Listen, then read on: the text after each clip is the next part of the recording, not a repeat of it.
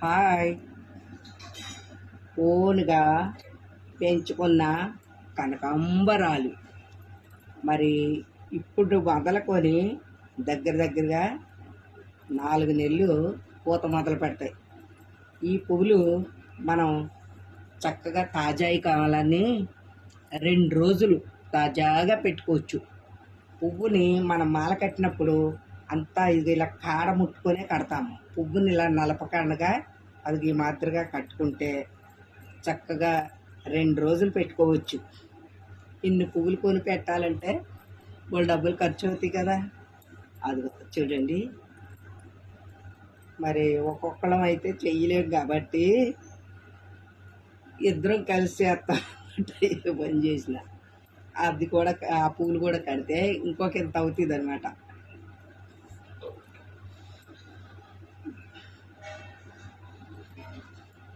మాలను చాలా రకరకాలుగా కడతారు. ఇలా కూడా వేసి కట్టవచ్చు, దారపడిలు తెంపక్కల లేకుండా. అదైతే తొందరగా సాగిపోతుంది. అందుకని నేను ఎక్కువగా ఈ మాలే కడతాను, ఇలా కడతాను.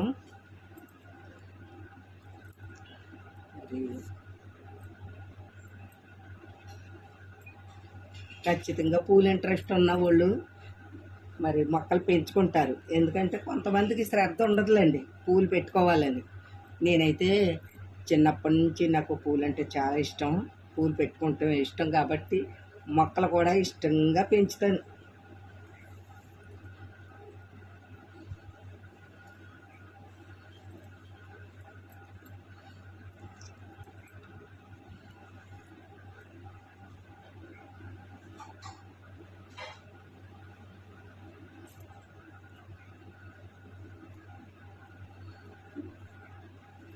తాజా రోజాలన్నీ తల్ల పెట్టాలి.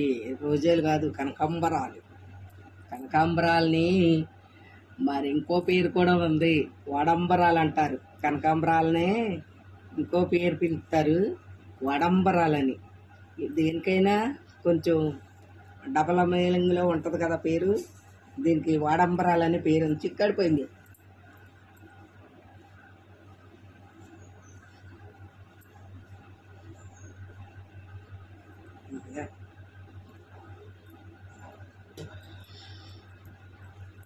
రేపు పెట్టుకుంటానే.